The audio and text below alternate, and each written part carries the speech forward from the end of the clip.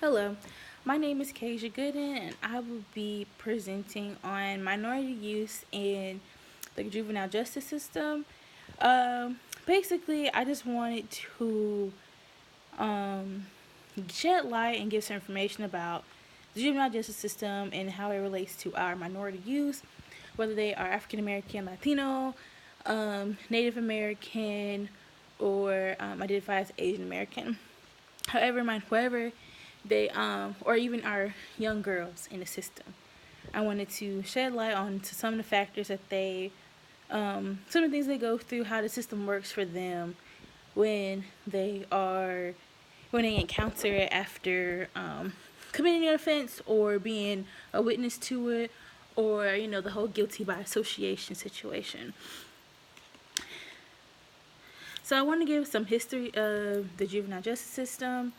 It was first created or authorized in the Illinois Juvenile Court Act in 1889 in Chicago, Illinois, where the purpose of it was to give youth who committed crimes a chance of rehabilitation and to give them the needed assistance. Basically, like children, for the most part, they don't commit felonious crimes and should not be looked at as a felon as a child because they have committed some. They done a crime. They don't necessarily understand the ramifications or the seriousness of the crime. They may not know that what they did. They may not know that like how their crime impacted or affected the victim of their crime. And sometimes that's what a lot of youth don't recognize, that even though they did their crime, that there is somebody who has been the victim or have been affected by what they've done, their actions. So within the juvenile justice system, the minors' court records and court cases are sealed to the public, especially the minors, to give them a chance to be rehabilitate, to give them a chance at life when they are adults, at the age 18 and above. So like whatever they have done and committed, like that was in their past, that's the youth, and the assumption is that they will not commit these crimes again. Um, and So next is the 1967, the Supreme Court ruled that teens could be given the same rights as adults, which kind of led to youth being not being sentenced and tried as adults as well. Because, for example, in Alabama, youths as young as 14 to 16 can be tried as adults committing, depending on the crime that was committed. And that is very more punitive than rehabilitative for children, because there are several factors and reasons why children commit crimes, and just intentions and not knowing what they are doing is, most of the reason why these children commit the offenses that they do. Nextly, I want to talk about how currently in the United States there are about 53,000 youths that are detained as of 2017, sorry. And that how racial bias plays in a very large role in the adjudication and basically the court proceedings and sentencing for youth. They use different terminology for youth. Race and racial bias plays a huge role, because we see that even in like the adult prison system or criminal justice system, there are more minorities in these systems than there are Caucasian counterparts. And and reason for that is because of there are just different things like socioeconomic status, and where these children are coming from or growing up at, or where they committed the crime at, and different other cultural factors. For example, like a African American youth is more likely to be put in the detention center or be placed on parole or have a parole officer than their white counterpart for committing the same crime or a crime that his or her white counterpart committed. But because the juvenile justice system sees or will see the Caucasian counterpart as having more support so in a family wise, or seeing their family unit being more stronger or different as a minority youth. So, for example, and another part about the history in Alabama in 1967, the former governor Laurleen Wallace created a task force in hopes to prevent juvenile delinquency or the rise of juvenile delinquency. A task was created just to to keep it monitored and try to prevent more juvenile crimes or juvenile I want to say crimes juvenile offenses to be committed. And then in 1973, Alabama legislature created the Alabama Department of Youth Services, which led to state and private detention centers that are very much like the adult prison system. So policies that have been created and enacted or be the Juvenile Justice and Delinquency Prevention Act.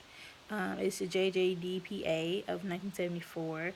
It was enacted for children, youth, and families involved in the juvenile criminal courts should be guarded and by federal standards for care and custody, while also be upholding the interests of community safety, prevention of victimization.